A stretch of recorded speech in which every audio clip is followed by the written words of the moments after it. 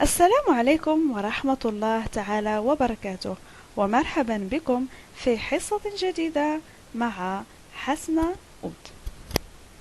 إذن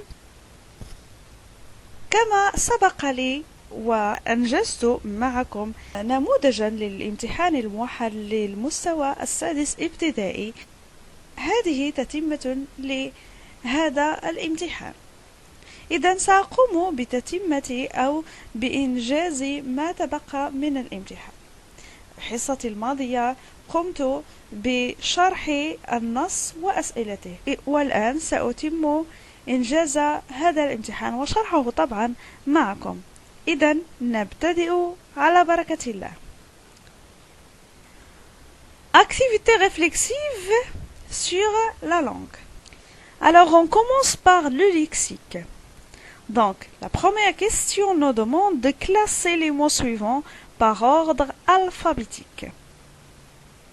Toujours si on dit ordre alphabétique, alors on doit voir la première lettre. Si elle est la même, on passe à la deuxième. Et si la deuxième aussi est la même, on passe à la troisième et ainsi de suite.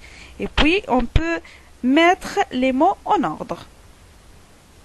Je commence. Donc, on a effroyable, exode,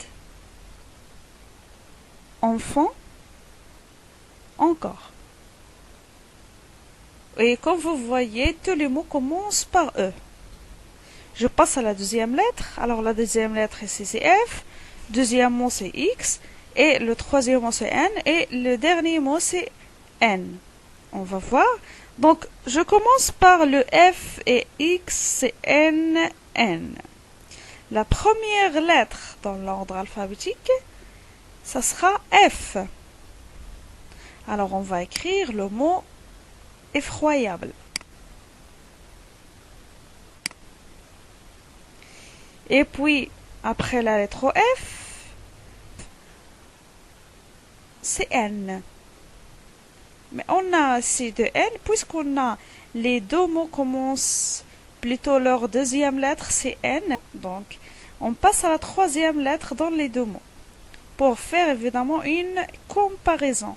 Alors ici, enfant, c'est F, et encore, on a la troisième lettre, c'est C. Donc, toutes les lettres suivantes dans l'ordre alphabétique, ça sera C. Alors, on doit écrire encore. Et puis, on passe, donc on a maintenant enfant, donc on doit écrire enfant. Voilà, et le dernier mot, c'est exode. On va écrire exode, comme vous voyez. Passons à la deuxième question. J'entoure les mots qui ont le même sens que dénombrer. Alors, je dois entourer le mot qui a le même sens. Je vais l'entourer. Donc, dénombrer, c'est-à-dire compter. Et voilà. Sanctionner, c'est-à-dire punir. Punir. Voilà. Passons maintenant à la suite. Troisième question nous demande, en utilisant des suffixes, je retrouve deux mots de la même famille que responsabiliser. Donc les suffixes, ce sont des lettres qu'on écrit à la fin de mots. À la fin de mots. Alors, pour responsabiliser, on peut trouver responsable et aussi responsabilité. Voilà. Passons à la suite. Donc, grammaire. J'indique. Donc, la première question nous demande d'indiquer le type de chaque phrase. Ayez du courage. Alors, cette phrase est une phrase impérative. Les petites bonnes font encore l'actualité. C'est une phrase déclarative. La deuxième question, je transforme en phrase négative. Elle fait toujours le ménage.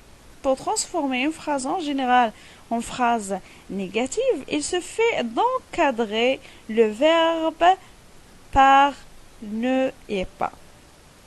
Alors, il fait toujours le ménage.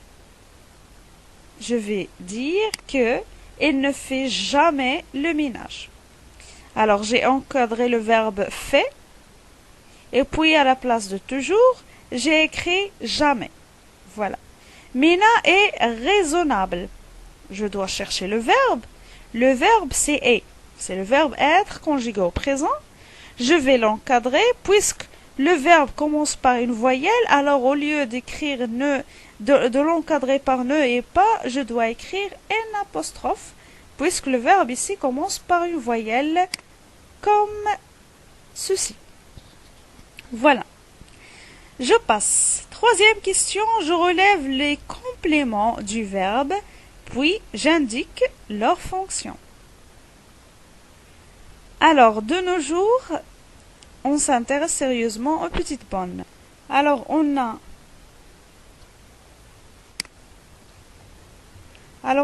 de nos jours. De nos jours, c'est un complément circonstanciel du temps.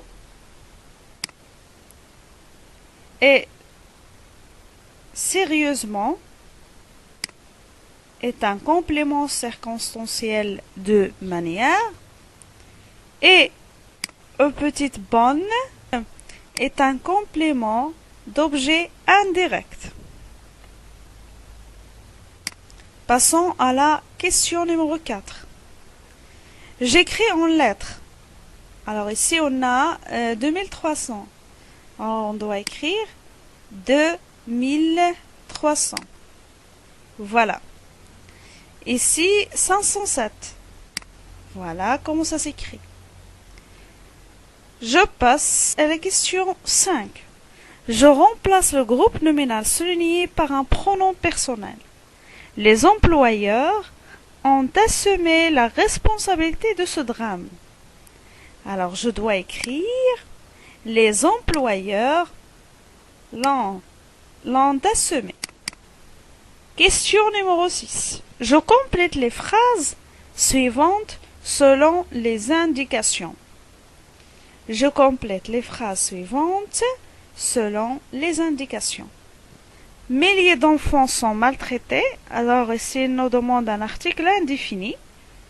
Alors on doit écrire des milliers d'enfants sont maltraités. Voilà. Passons à la suite. Adjectif possessif. On va lire la phrase. Parents ne doivent pas les laisser travailler. Alors, on doit écrire leurs parents ne doivent pas les laisser travailler. Et voilà, j'espère que vous avez bien compris. Alors, passons maintenant à la suite. Conjugaison. J'indique le temps des verbes soulignés. Donc, il nous a raconté son calvaire. Donc, à raconter. Ce verbe est conjugué au passé composé. Deuxième phrase. Tu viens de ranger le salon. Vient de ranger est un verbe qui est conjugué au passé récent. La petite bonne va laver la vaisselle. Va laver est conjugué au futur proche.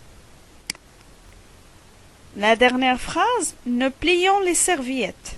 Pliant est un verbe qui est conjugué au présent de l'indicatif. Deuxième question. Je conjugue les verbes entre parenthèses au temps demandé. Tous les enfants, on a ici le verbe avoir, on doit le conjuguer à l'imparfait. Donc, tous les enfants, à l'imparfait, on doit écrire avaient. Tous les enfants avaient le droit d'aller à l'école. La phrase suivante. Ces usines, le verbe faire, travaillaient les enfants. Donc on doit conjuguer le verbe faire au futur simple pour dire Ces usines feront travailler les enfants. Essuyer. Donc, je dois le conjuguer au présent de l'indicatif pour dire, voilà, essuyais-tu la vaisselle? Et la dernière phrase, on a le verbe ranger, on doit le conjuguer à l'impératif pour dire, range ta chambre. Voilà.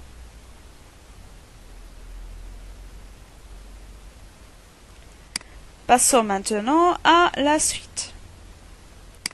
Question numéro 3. Je souligne les verbes conjugués et j'écris leur infinitif. Dès qu'elle est partie, donc, d'abord je dois souligner les verbes. Voilà. Donc, dès qu'elle est partie, il vient fouiller mon sac pour reprendre tout ce qu'il m'a donné. Alors, le premier verbe, c'est est parti. Voilà. Et le deuxième verbe, vient. Troisième verbe, a donné. Voilà. Est parti, son infinitif, c'est le verbe partir. Vient, c'est le verbe venir. A donné, c'est le verbe donner. Voilà. Donc, est parti et a donné, ce sont des verbes qui sont conjugués au passé composé. Et vient, c'est le verbe venir conjugué au présent. Voilà. Je passe maintenant à la suite. Question numéro 4. Je mets la phrase suivante au pluriel. Elle grandissait très vite. Ses pantalons raccourcissaient. Ses pantalons raccourcissaient. Alors, si je veux mettre la phrase suivante au pluriel, je dois écrire et dire, voilà, il grandissait très vite, il grandissait très vite, voilà, je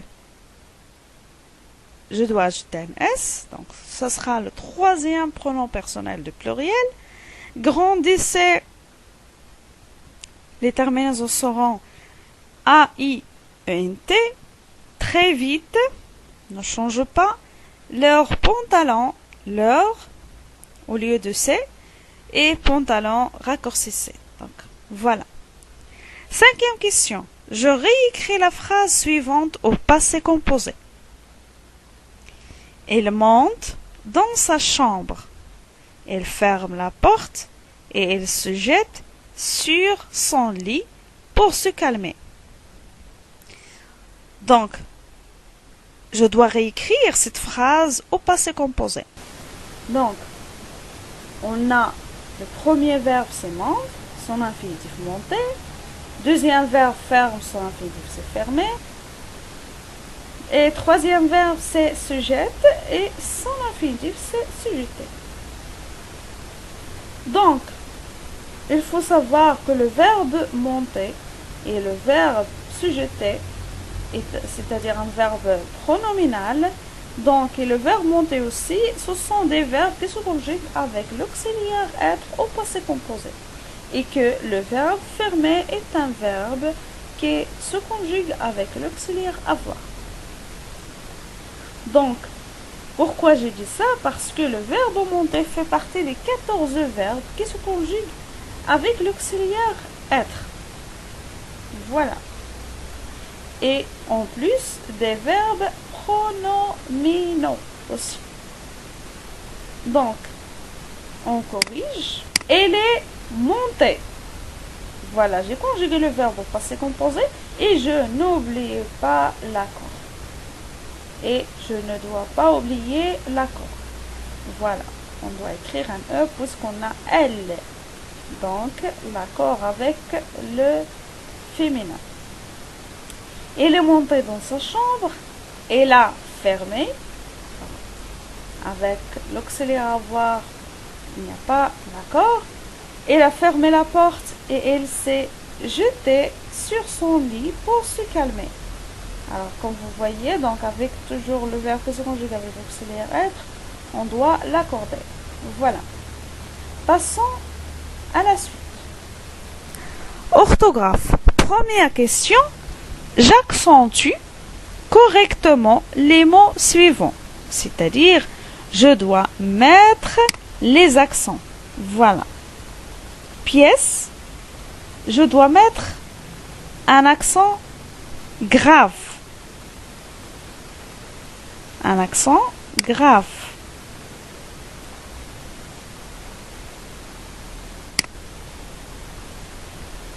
Voilà. Faites un accent circonflexe. Voilà. Et blé, un accent aigu. Et succès, un accent grave. Voilà. Deuxième question. J'entoure le mot qui convient. Alors ici, je dois entourer le mot qui convient. Alors, je dois entourer la. Elle l'a vu. Donc, elle l'a vu ce matin. Deuxième phrase, l'histoire qu'elle raconte est vraie. Le premier choix. Troisième phrase, où ou bien où as-tu trouvé la clé? Le deuxième.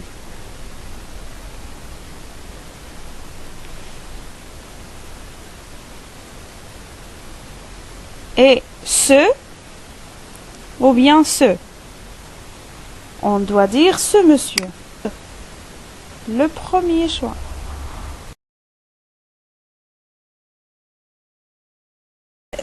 Je passe à la troisième question. Je mets les noms suivants au pluriel.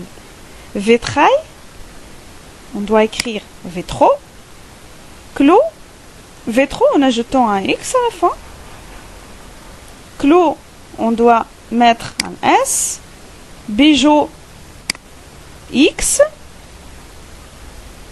Et hôpital, hôpitaux. Voilà, AUX. Il nous reste maintenant l'expression écrite. Donc, la première question nous demande de réécrire les phrases suivantes en ordre pour former un paragraphe cohérent. Je lis. Elle n'arrive pas à se réveiller. C'est la première phrase. Deuxième phrase, la femme revient de son travail et trouve que tout est en désordre. La femme revient de son travail et trouve que tout est en désordre. Troisième phrase, ce matin, Mina a mal à la tête. Quatrième phrase, furieuse, elle commence à battre la pauvre enfant. La première phrase à écrire, c'est ce matin, Mina a mal à la tête. Deuxième phrase, il n'arrive pas à se réveiller. Troisième phrase, la femme revient de son travail et trouve que tout est en désordre. La dernière phrase, furieuse, elle commence à battre la pauvre enfant. Si évidemment pour répondre à cette question, il suffit de lire plusieurs fois le paragraphe, une et deux et trois fois pour bien comprendre. Essayez de comprendre le sens général du paragraphe pour mettre évidemment les phrases en ordre comme il faut. Voilà. Alors, je passe à la deuxième question. J'écris un paragraphe de 10 phrases sur les droits de l'enfant. Je peux utiliser les mots et les expressions suivantes. Donc, on a une boîte à idées, avoir le droit à une bonne éducation, avoir le droit à un logement, avoir le droit de s'exprimer librement, avoir le droit des soins médicaux. Alors, il faut juste essayer de ne pas être hors sujet. Et s'il nous demande de parler des droits de l'enfant, il faut seulement, je vous donne seulement quelques conseils, parce que chacun a sa façon de rédiger. Alors, il faut juste, pour mieux écrire, il vaut mieux écrire une phrase courte qu'une phrase longue mal construite. Et aussi, Pour mieux écrire, il faut être logique. Comme l'exercice précédent, il faut mettre les choses en ordre. Et aussi, il faut vérifier bien vos informations et utiliser le vocabulaire le plus simple. Et comme ça, vous pouvez rédiger au moins un paragraphe bien précis. Et voilà, mes chers spectateurs, je vous souhaite une bonne chance et à la prochaine, Inch'Allah.